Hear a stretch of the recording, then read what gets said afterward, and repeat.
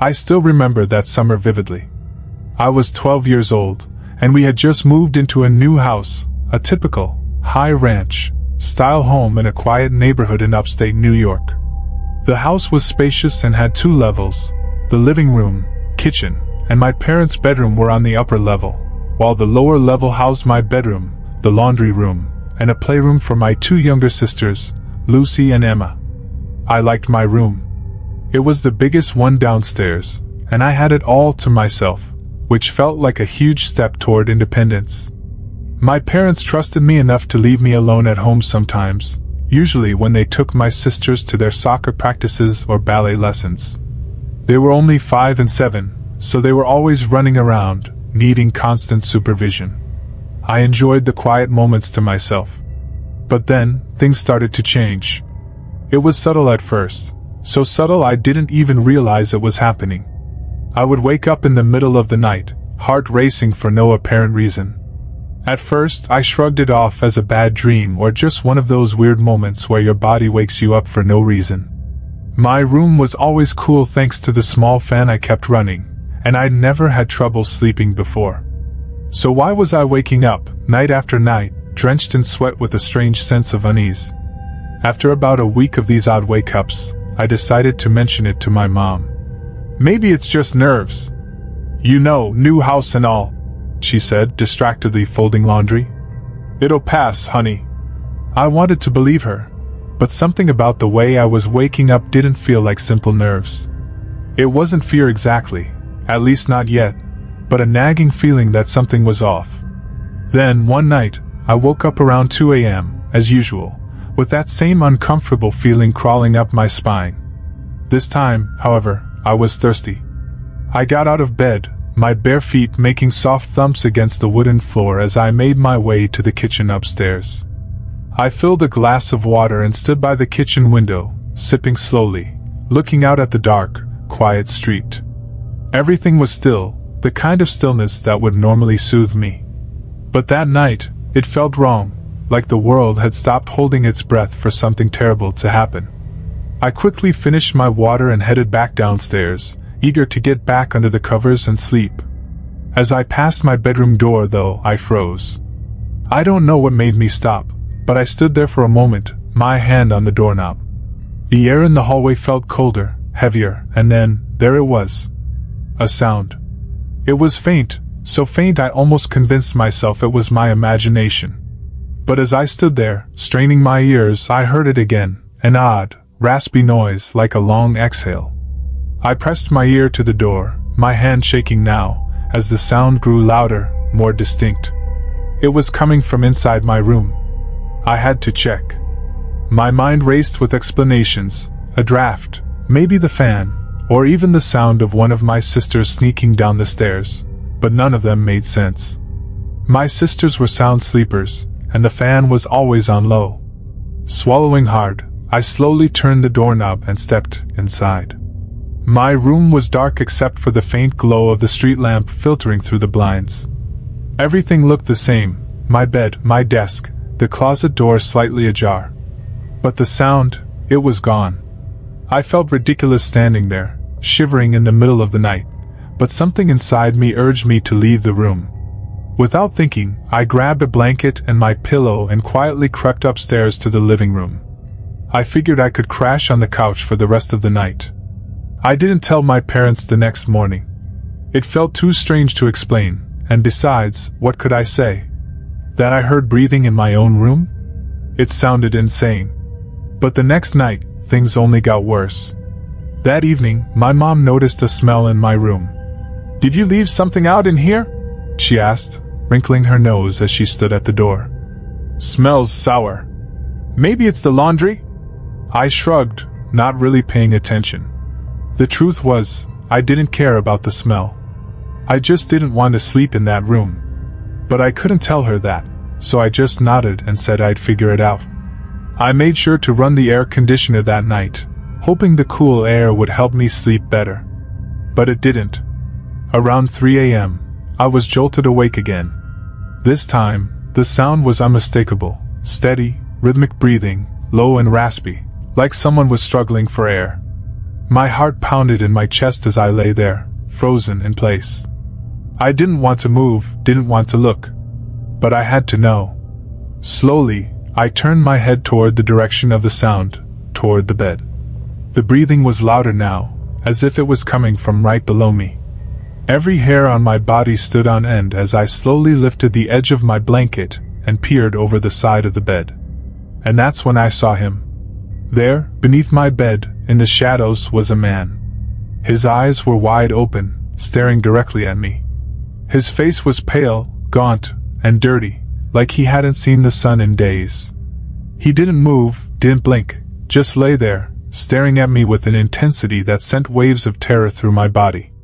For a moment I couldn't move. My brain was screaming at me to run, but my legs wouldn't cooperate.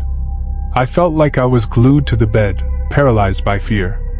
Then, somehow, I managed to yank myself out of bed and bolt for the door. I didn't even bother to look back. I ran upstairs as fast as I could, my breath ragged and shallow, my heart slamming against my chest. My parents were asleep in their room, but I didn't care. I threw open their door and screamed, "There's someone in my room!" My parents shot up out of bed immediately, startled by my scream. My mom's eyes were wide with confusion, and my dad, groggy but alert, stumbled to his feet, his expression quickly turning to concern. "What? What are you talking about?" Dad asked, his voice tight as he grabbed his glasses from the nightstand. "There's a man! Under my bed!" I shouted, my words tumbling over each other in my panic. For a second, they just stared at me, and I could tell they thought I was dreaming or maybe imagining things. But the look on my face must have convinced them otherwise, because my dad suddenly rushed past me, heading toward the stairs without hesitation. "Stay here," he ordered my mom and me, his voice steady but filled with urgency. He grabbed the baseball bat that he always kept by the door, just in case, he used to say.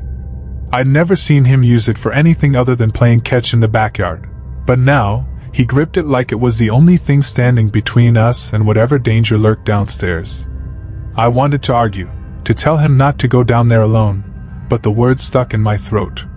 My heart pounded in my chest as I watched him disappear down the stairs, the creaking of the wooden steps echoing through the quiet house. Mom held my shoulders, her grip tight, but her hands were shaking. She whispered calming words, but I could hear the fear in her voice. "It's okay.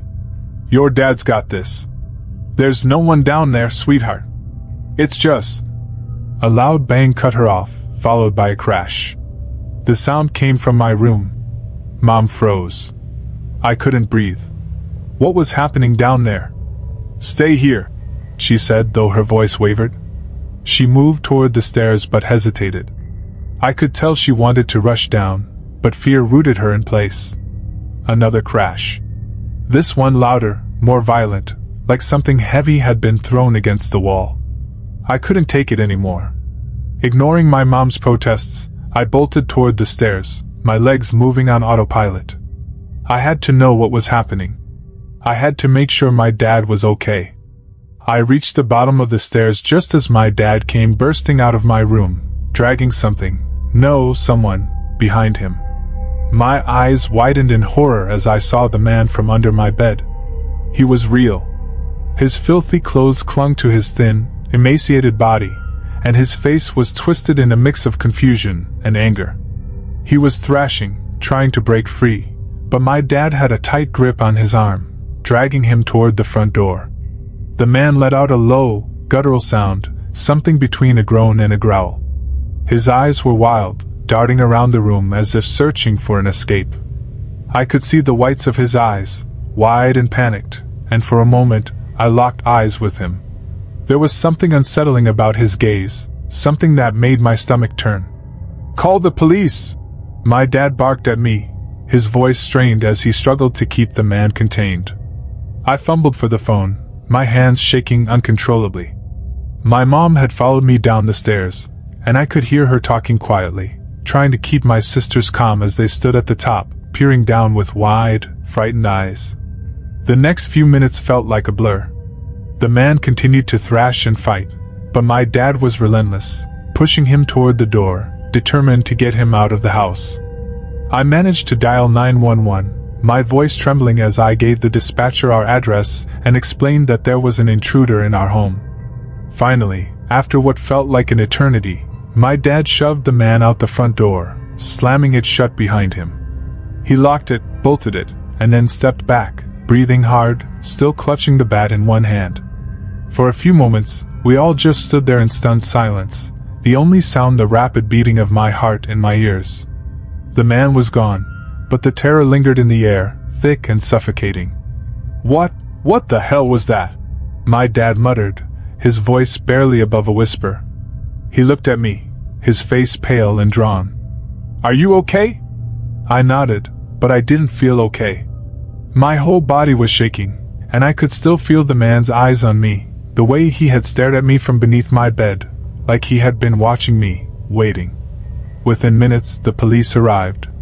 The flashing red and blue lights filled our street, and the officers quickly took our statements.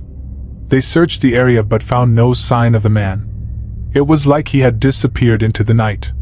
"He was probably homeless," one of the officers said, his voice matter-of-fact. "Could have been looking for a place to sleep." "A place to sleep? He was under my son's bed," my dad snapped, still visibly shaken. The officer nodded sympathetically but didn't seem too concerned. "We'll increase patrols in the neighborhood, just to be safe. Make sure to keep your doors and windows locked. He might have been squatting in the area." Squatting? The idea made my skin crawl. How long had he been there? Days? Weeks? Had he been watching me the entire time I'd been sleeping in that room, creeping around while I was completely unaware? That night, I couldn't bring myself to go back into my room. My mom tried to convince me, saying they'd checked the whole house and it was safe, but I couldn't do it. The thought of lying in that bed, knowing that man had been right beneath me, made me feel sick. I ended up sleeping in my parents' room, sandwiched between them like I was a little kid again. For the first time in years, I didn't care about being treated like a baby. I just needed to feel safe. But even there, wrapped in the warmth of my family, I couldn't shake the feeling that something was wrong. Every sound, every creak of the house made me jump. I couldn't sleep, couldn't close my eyes without seeing that man's face, those wide, staring eyes.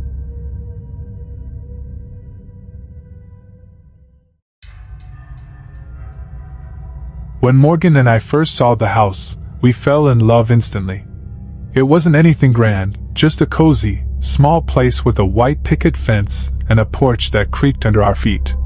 The town itself was straight out of a postcard, quiet, tree-lined streets with kids playing, and an overall sense of peace that made us feel like we were stepping into a simpler, safer time. After years of city life, this was the escape we needed. Morgan and I had been engaged for about 6 months. We'd been saving for this house for nearly 2 years. When we finally got the keys, it felt like our lives were just beginning. We were about to settle down, and this house was going to be where we built our future. The first few days were filled with unpacking boxes, hanging pictures, and making the space our own. Our neighbors, an elderly couple named Howard and Linda, lived next door in a slightly larger house. They seemed sweet, always waving when they saw us outside. Howard, with his wiry gray hair and suspenders, reminded me of someone who'd lived through decades of small-town life. Linda, his wife, was soft-spoken and kind, bringing us a homemade apple pie the day after we moved in. "We've lived here for nearly 40 years, Linda had said that afternoon. "It's a good place. Quiet. Quiet. That's what we wanted." It was on our 4th evening in the house that things started to change. Morgan was in the kitchen cooking dinner, her specialty, lemon chicken with roasted vegetables, while I sat at the dining table, absent-mindedly scrolling through an online shopping site. We hadn't had the chance to fully furnish the house yet, so I was looking for curtains for the living room. I glanced out the window into the backyard, not expecting to see anything. That's when I noticed him. A man, sitting on the edge of our fence, facing the house. At first I thought maybe it was Howard, although that didn't make much sense. Why would he be sitting in our yard? But as I squinted through the dimming light, I realized this man was younger, or at least appeared to be from a distance. His posture was stiff, his back hunched over slightly, and he didn't move, just sat there, staring at our house. "Morgan," I called, trying to keep my voice calm. "Can you come here for a sec?" She appeared in the doorway, wiping her hands on a dish towel, her brow furrowing as she followed my gaze. "Who the hell is that?" she whispered. "I don't know," I replied. "He just showed up." The man was tall, his figure now more visible in the fading light. His hair was long, grayish-brown, unkempt, and he had a thick beard that hung down to his chest. He wore a sleeveless denim jacket, and though it was hard to see from inside, I could make out dark tattoos covering both his arms. His hands rested in his lap, fingers dirty and rough-looking. Morgan, ever the braver of the two of us, opened the back door slightly and called out, "Hey! Can I help you?" The man didn't respond. He didn't even flinch. He just sat there, still as a statue, staring straight at us. "Hey!" Morgan shouted, louder this time. "You're on private property!" Still nothing. "I'm going to call the police," I said, my voice shaking. I reached for my phone, but just as I was about to dial, the man stood up, slowly. His movement was deliberate, almost exaggerated, as though each step cost him great effort. He walked to the edge of the yard, where the fence met the sidewalk, and disappeared into the shadows. Just like that, he was gone. Morgan locked the door behind us, and we stood there, staring at each other in the kitchen. "What the hell was that?" she asked, her voice barely above a whisper. "I don't know," I replied. "But that was weird." We tried to shake it off, thinking maybe he was just some drifter who'd wandered into the wrong yard. But something about the way he just sat there, staring at us, felt off. It wasn't until later that night, long after we'd finished dinner and gone to bed, that the fear really set in. Lying in the dark, every little noise seemed amplified, the creak of the house settling, the rustle of the trees outside. I kept thinking about that man, sitting in our yard, unblinking and unmoving. The next morning, I went to check the backyard again. There was no sign of him, no indication that anyone had been there at all. But I couldn't shake the feeling of unease that had settled deep in my chest. Later that day, we told Howard and Linda about the man. Howard scratched his head, his bushy eyebrows knitting together in confusion. "Haven't heard of anyone like that around here," he said.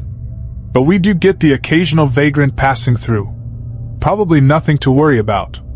Morgan and I nodded, but I could see in her eyes that she didn't believe it was. Nothing to worry about. Neither did I.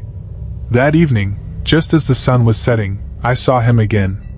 This time, he wasn't sitting in the yard. He was standing right outside the window, staring directly into the house. His eyes, wild, wide, and bloodshot, locked onto mine as soon as I glanced up. I gasped, dropping the book I was holding. He smiled, if you could call it that. It was more of a sneer, his yellowed teeth barely visible through his scraggly beard. His lips moved as if he were speaking, but I couldn't hear him through the glass. I ran to the door, locking it just as he started pounding on it with his fists. Morgan rushed in from the kitchen, her face pale with fear. "Call the cops!" she shouted, and I fumbled with my phone, trying to dial with shaking hands. The man's pounding became more frantic. He was yelling now, but the words were muffled through the thick door. I caught a few phrases. "Morgan belongs mine, filthy." His voice was slurred, like he was drunk or high. Just as the call connected to 911, the pounding stopped. We both froze, listening, but there was nothing. No footsteps, no sounds of retreating. I peered through the peephole, but the yard was empty. He had vanished again, as if he'd never been there at all. When the police arrived, they found no trace of him. No footprints, no sign of forced entry.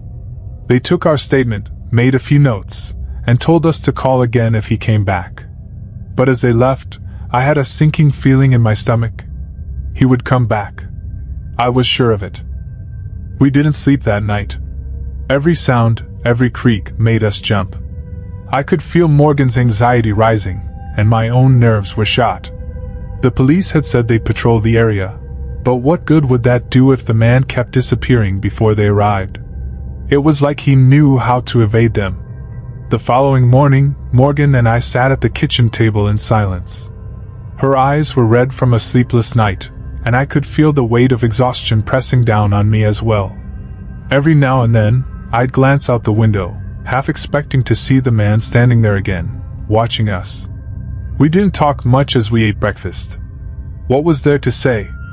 We had already gone over every possible explanation the night before, and none of them made sense. Who was this man? What did he want with us? More specifically, with Morgan. "I'm going to take a drive," I said, breaking the silence. "I need to clear my head." Morgan nodded, though I could see the worry etched into her face. "Be careful," she said softly. I grabbed my keys and headed out, driving aimlessly through the small town. The streets were quiet, almost too quiet. It was the kind of place where people rarely locked their doors, where crime was practically non-existent. Yet here we were, terrified in our own home because of some deranged stranger who seemed to have fixated on us. After a while, I decided to pay Howard and Linda another visit. Maybe they knew more than they'd let on the day before. They had lived here for decades, after all. If anyone could shed light on this situation, it would be them.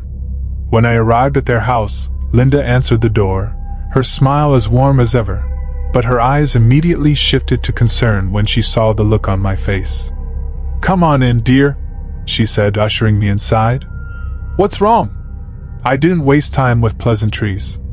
"That man, the one we told you about yesterday, he came back last night. He was outside our window, banging on the door. He was saying things about Morgan." Linda's face paled, and she exchanged a quick glance with Howard, who had just walked into the room. He stood there for a moment, silent, then finally spoke. "I think I know who you're talking about," he said, his voice low and serious. My heart skipped a beat. "Who?" Howard sighed and sat down, motioning for me to join him at the dining table. Linda stayed by his side, her expression tight with worry. "His name's Ed," Howard began. "Ed Harris. He lives, or used to live, just a couple of streets over. You wouldn't know him unless you've been around here for a while. He keeps to himself mostly, but folks around here know he's trouble. Always has been." "What kind of trouble?" I asked, already dreading the answer. Howard leaned back in his chair, his fingers tapping the table as he spoke. "He's been in and out of jail for years. Domestic violence, drug charges, you name it. Rumor has it, he's never quite been right in the head. People say it's the drinking, the drugs, but some of us think there's more to it than that." "What do you mean?" I asked, my stomach knotting tighter with every word. Linda spoke up this time, her voice soft but firm. "Ed had a wife. Her name was Sarah. She was a sweet girl, a lot like Morgan in some ways. They moved into that old house down the street about 15 years ago. For a while, they seemed happy, but then things started to change. People noticed bruises on Sarah, saw her crying in public, you know the kind of thing." I nodded, my throat tight with dread. "One night," Linda continued, "Sarah just disappeared. No one's seen or heard from her since. The police investigated, but they could never prove Ed did anything. Some folks say she ran off, but..." Her voice trailed off, and Howard finished the thought for her. "But others say Ed did something to her. Buried her somewhere. There's no evidence, no body, so the cops couldn't do much. But ever since then, Ed's been off. Like really off. It's like he's obsessed with Sarah, like he can't let her go. He talks about her like she's still around, sometimes even shouts at the air like he's arguing with her." I felt a chill run down my spine. "Why would he be fixated on Morgan?" I asked, my voice barely a whisper. Howard sighed again. "Sarah looked a lot like Morgan. Same hair, same build. I think in his messed up head, Ed might believe that Morgan is Sarah. Or maybe he thinks he can replace her with your fiancé." My heart pounded in my chest, the pieces of the puzzle clicking into place in the most horrifying way possible. This wasn't just some random vagrant.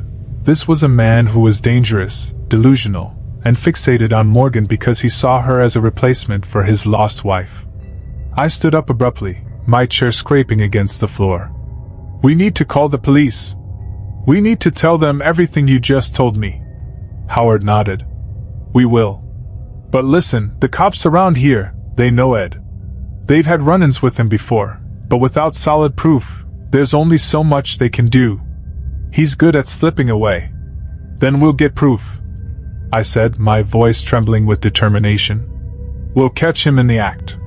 Linda stood and placed a hand on my arm. "Be careful, dear. Ed is dangerous. You and Morgan should stay away from him. Call the police if he comes back, but don't try to confront him."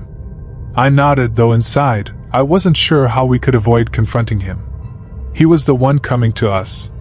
That evening, as the sun began to set, Morgan and I sat in the living room, every muscle in our bodies tense with anticipation. We had already called the police, letting them know about Ed, but as Howard had warned, there wasn't much they could do without catching him in the act. They promised to send a patrol car to drive by our house periodically, but that wasn't enough to ease our fear. We kept all the lights on, hoping it would deter him, but deep down, I knew it wouldn't. This man wasn't afraid of the dark, or of us. It was around 10 p.m. when we heard the first knock. I froze, my heart leaping into my throat. Morgan's eyes went wide, and she reached for her phone, ready to call the police again. The knock came again, louder this time, more insistent. Then, the voice followed. "Morgan." The man's voice slurred and thick, like he'd been drinking. "Morgan, come out here. I know you're in there, Sarah." I felt my blood run cold. He was calling her by his dead wife's name. This man, this monster, truly believed Morgan was his Sarah. "Morgan, don't answer it," I whispered, my voice barely audible. She nodded, clutching the phone like a lifeline. The knocking grew more violent, his voice more desperate. "Sarah, don't do this again. Don't you leave me again." Suddenly, there was a crash. He had thrown something at the window, shattering the glass. I jumped to my feet, pulling Morgan behind me as we retreated into the hallway. "Call the police now!"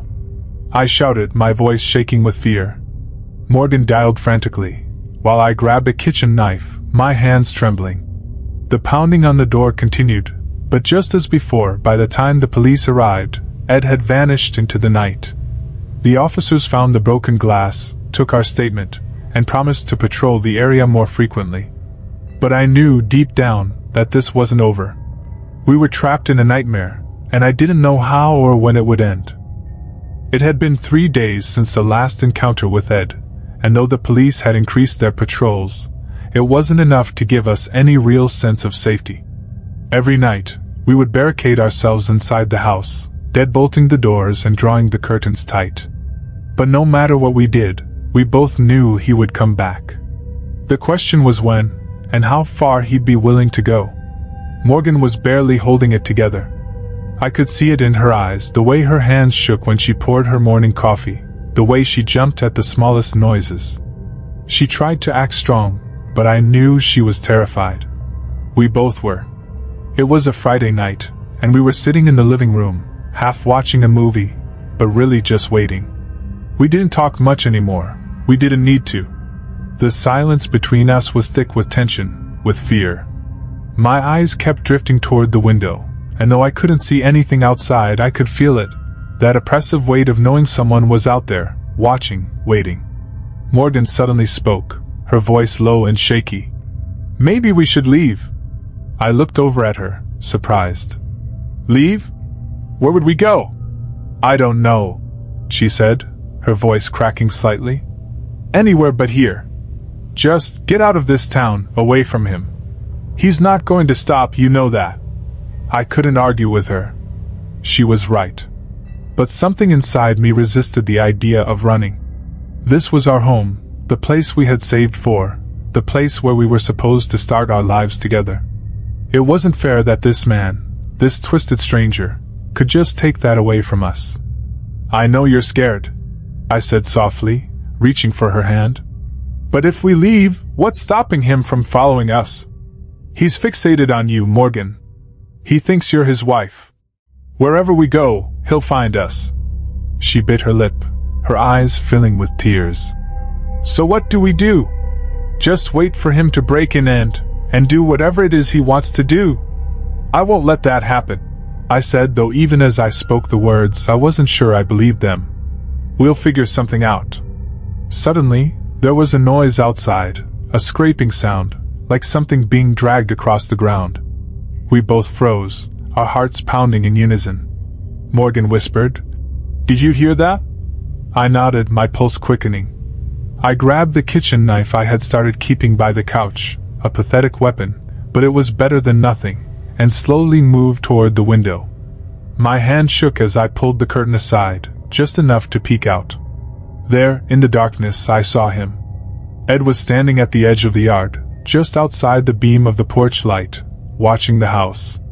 He was holding something in his hand, something long and heavy. It looked like a crowbar. My breath caught in my throat as I realized what he was planning. "Morgan," I whispered, my voice tight with fear. "Get to the bedroom. Now." She didn't argue. She stood and hurried down the hallway, her footsteps light but frantic. I stayed by the window, watching as Ed slowly began to move closer, his gait slow and deliberate, like a predator stalking its prey. My mind raced. I needed to do something, anything, to stop him from getting into the house. The police wouldn't get here in time, and if he managed to break in, I couldn't even think about what would happen. I reached for my phone, dialing 911 with trembling fingers. The operator answered quickly, but my voice was barely steady as I explained the situation. "He's here," I whispered. "He's outside right now, and I think he's trying to break in. We have officers on the way," the operator said, but her voice sounded distant, like it was coming from another world. "Stay on the line and lock yourself in a safe place." But there was no time. I heard the loud, unmistakable crash of glass shattering. Ed had broken one of the back windows. My heart lurched, and I ran toward the bedroom where Morgan was already huddled by the bed, clutching her phone in one hand and a makeshift weapon, a heavy lamp, in the other. "He's inside," I said, my voice barely above a whisper. Morgan's eyes went wide, and she tightened her grip on the lamp. We both stood there, frozen in place, waiting for the sound of footsteps, the sound of him coming for us. But for a few moments, there was nothing, just silence, thick and heavy, suffocating. Then we heard it, the slow, deliberate creak of the floorboards in the hallway. He was inside the house. My hand shook as I held the knife in front of me, trying to prepare myself for what was coming. I knew we couldn't hide. He would find us eventually. The bedroom door was closed, but not locked. It wouldn't matter if it was. A thin wooden door wouldn't stop him. "Morgan," his voice slithered through the hallway, low and menacing. "Sarah, I know you're in here. Don't play games with me." He was closer now. I could hear his labored breathing just outside the door. My grip tightened on the knife, my heart pounding so hard I thought it might burst. The door rattled as Ed jiggled the handle, testing it. Then, with a sudden, violent shove, he threw it open. There he stood, framed in the doorway, his wild eyes locking onto Morgan. His face twisted into a grotesque smile, his filthy, scarred hands clutching the crowbar like a lifeline. "There you are," he said, his voice dripping with madness. "I've been looking for you, Sarah. It's time to come home." I stepped in front of Morgan, holding the knife out in front of me, but Ed barely glanced at me. His entire focus was on her, as if I didn't even exist. He took a step closer, his breath ragged and heavy. "Stay back!" I shouted, though my voice trembled with fear. "I'll call the police again." "They're on their way!" Ed laughed, a low, guttural sound that sent chills down my spine. "The police? They can't help you. No one can help you now." He lunged toward us, and in that moment, everything happened in a blur. I swung the knife wildly, desperate to keep him away from Morgan. The blade caught him across the arm, and he let out a roar of pain, stumbling back for just a moment.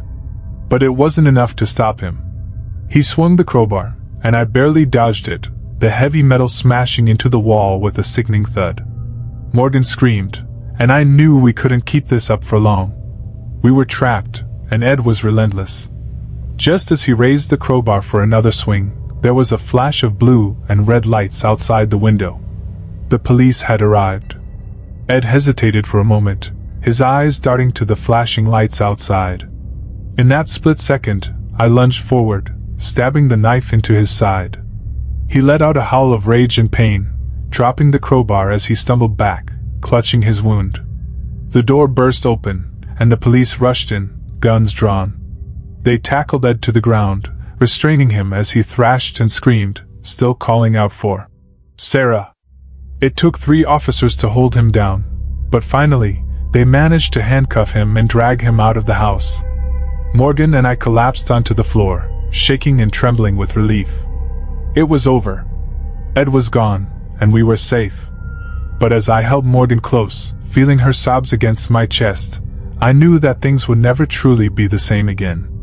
The nightmare might be over, but the scars it left behind would haunt us for a long time. The next morning, the police informed us that Ed had been taken to a psychiatric facility. They told us he would be facing charges, but in his condition, it was likely he'd spend the rest of his life in a mental institution. We moved out of that house not long after. It didn't feel like home anymore, not after everything that had happened.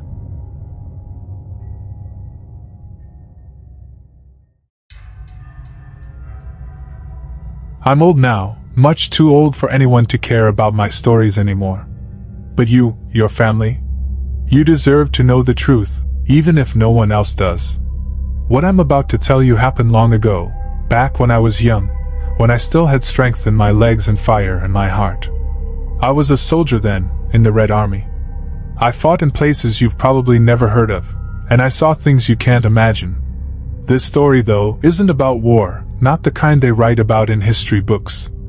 It's about something much darker, something I've carried with me all these years.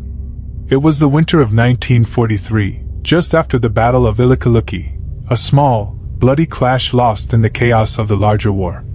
My friend Sergei and I, along with a handful of other soldiers, had found temporary refuge in a village on the outskirts of some godforsaken forest. The village was just a collection of wooden houses, barely standing against the wind and snow. But after weeks of fighting, it felt like heaven.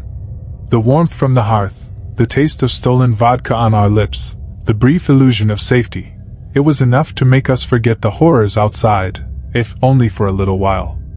We were celebrating, if you can call it that. The Germans had retreated, and we had survived another day. The snow fell heavily outside, but inside the small, cramped house, we were safe. We drank and laughed, our voices echoing off the wooden walls, trying to drown out the silence that always followed battle. Sergei, a giant of a man with a booming laugh, was sitting next to me. He had been my closest friend since the beginning of the war. We'd seen things together that no man should ever see, and we'd done things no man should ever do. But that night, we were just 2 soldiers, trying to forget. At some point, Sergei and I stepped outside for a smoke. The cold hit us like a wall, sharp and unforgiving.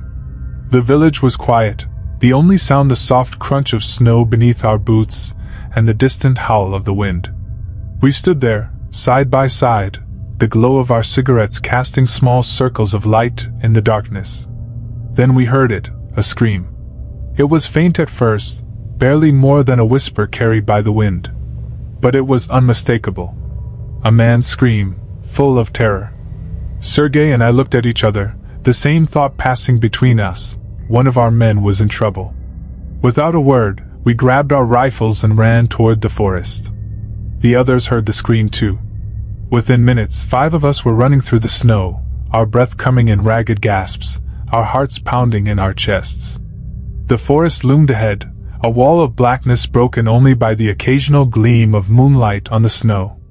We moved quickly, our training kicking in, but there was a strange feeling in the air, something that made the hair on the back of my neck stand up. We entered the forest, the trees closing in around us like prison bars. The scream had stopped, replaced by an eerie silence. We slowed down, our eyes scanning the shadows, our ears straining for any sound. Then, faintly, we heard it, a soft, pitiful crying, like a wounded animal. It was coming from deeper in the woods. We followed the sound, our boots crunching through the snow, our rifles at the ready. The crying grew louder, but there was something wrong about it. It didn't sound like a man anymore. It was more unnatural, like it was coming from something that didn't quite understand how to make human sounds. Finally, we saw them, 2 German soldiers. One was lying face down in the snow, his body twisted at an impossible angle, his limbs torn apart as if by a wild animal.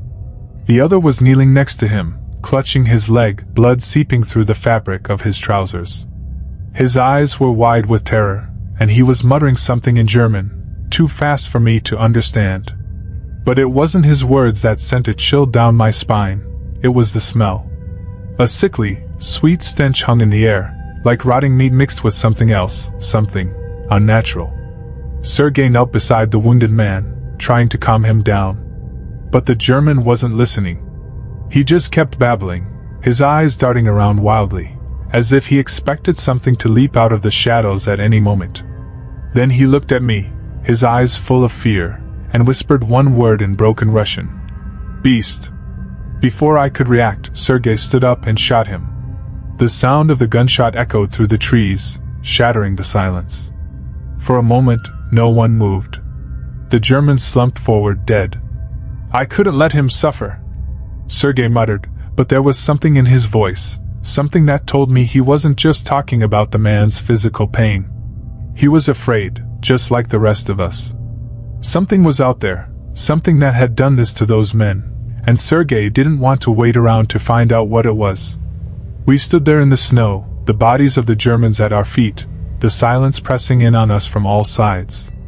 Then, in the distance, we heard it again, the same pitiful, inhuman crying.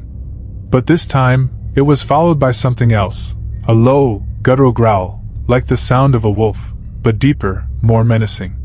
We raised our rifles, our eyes darting through the darkness, but we couldn't see anything. Just shadows. And then it moved. Something tall, something fast. It darted between the trees, too quick for us to get a good look. Sergei fired first, his rifle cracking through the night. The others followed, bullets ripping through the air, but whatever it was gone. We didn't wait around to see if it would come back. We ran, our breath freezing in the air, the snow crunching beneath our boots. We didn't stop until we were back at the village, the warmth of the fire barely enough to chase away the cold that had settled into our bones. When we told our commander what had happened, he dismissed it as nonsense. "Wolves," he said. "You were just jumpy after the battle. It's nothing." I don't think I ever slept that night. Even with the warmth of the fire, the laughter of the other soldiers, and the sharp burn of vodka in my throat, I felt a cold I couldn't shake. It wasn't the winter, it was something deeper, something that crawled under my skin and stayed there. Sergei felt it too. We didn't talk about it, but I could see it in his eyes every time they darted toward the window, as if he expected something to burst in from the darkness outside. The next morning, we were ordered to return to the forest to investigate the incident, as our commander called it. He didn't believe our story, of course. To him, it was just the ramblings of soldiers who'd had too much to drink, maybe some wolves or a bear. But we knew better. Still, orders were orders, and so we packed up our rifles and headed back to the woods. It was Sergei, myself, and 3 others, Mikhail, a quiet but sharp-eyed sniper, Ivan, a thick-necked brute with more muscle than brains, and Vasily, a nervous young man who had only just joined our unit. As we entered the forest again, the mood was tense. No one spoke. The snow was deeper now, and the trees seemed darker, as if they were closing in on us. Every crunch of snow underfoot felt like a gunshot in the silence. We found the bodies where we had left them, half buried under a fresh layer of snow. The Germans were still there, torn apart like rag dolls, their blood staining the white ground. But something was different. Sergei knelt down beside the body of the one he had shot the night before, and after a moment, he stood up with a grim look on his face. "He's been moved," he said quietly. I looked closer and saw what he meant. The bodies had been dragged, not far, but enough to notice. The tracks in the snow were strange, long, thin, as if something with claws had pulled them through the woods. And the smell, that awful, sickly sweet stench, was stronger now, almost overpowering. "What the hell could have done this?" Vasily asked, his voice trembling. "Wolves don't do this," Sergei muttered. "This was something else." We followed the tracks deeper into the forest, our rifles at the ready, but the further we went, the worse it got. The air felt heavier, like it was pressing down on us, and the trees seemed to shift in the corner of my vision, always just out of sight. Mikhail, who had been silent the entire time, finally spoke up. "We should go back," he said quietly. "There's nothing good out here." But Sergei wasn't one to turn back. He had always been stubborn, and now, with something out there, something that had killed those men, he wasn't about to let it go. He motioned for us to keep moving, and though none of us wanted to, we followed. The tracks led us to a clearing, a wide open space in the middle of the forest, surrounded by towering trees that seemed to block out the sky. In the center of the clearing, there was something strange, an old, crumbling stone structure, almost like a small altar, covered in strange symbols that none of us recognized. It looked ancient, out of place in the middle of the Russian wilderness. "What the hell is that?" Ivan asked, his voice low. Before anyone could answer, we heard it again. That same pitiful cry, the one we had heard the night before, echoing through the trees. But now it was closer, much closer. It was coming from behind the altar. We spread out, moving slowly, our rifles aimed at the shadows. The crying grew louder, more desperate, and then suddenly it stopped. For a moment, there was nothing but silence. Then, a low growl, deep and rumbling, like the sound of a great beast waking from its slumber. And then we saw it. It stepped out from behind the altar, moving on all fours but standing taller than any man. Its body was covered in matted fur, its limbs long and sinewy, ending in claws that gleamed in the faint light.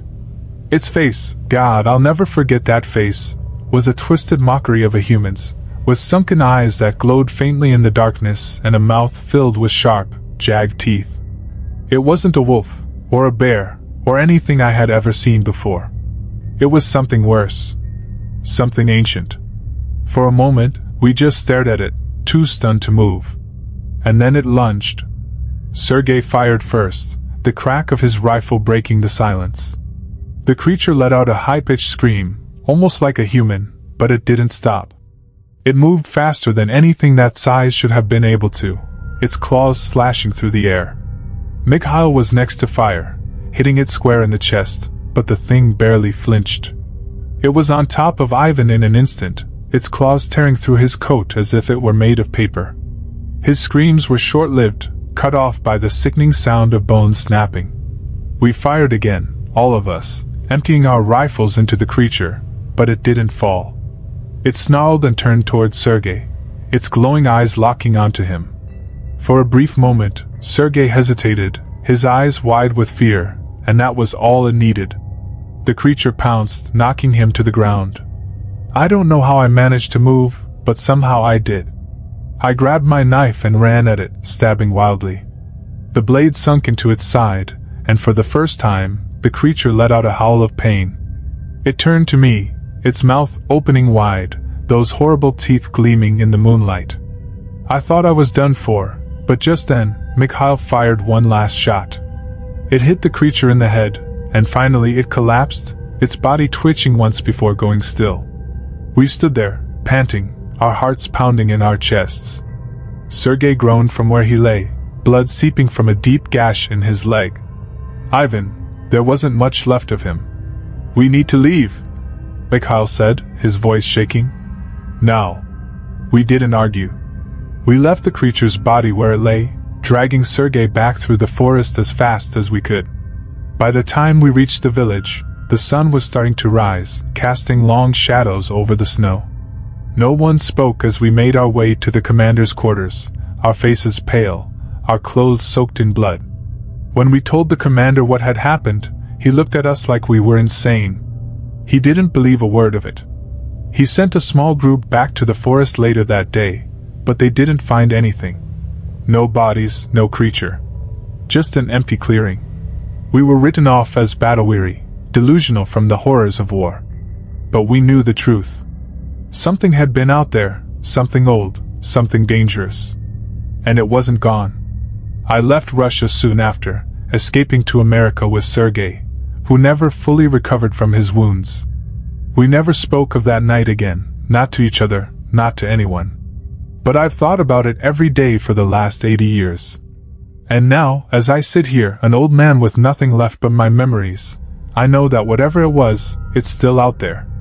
Waiting.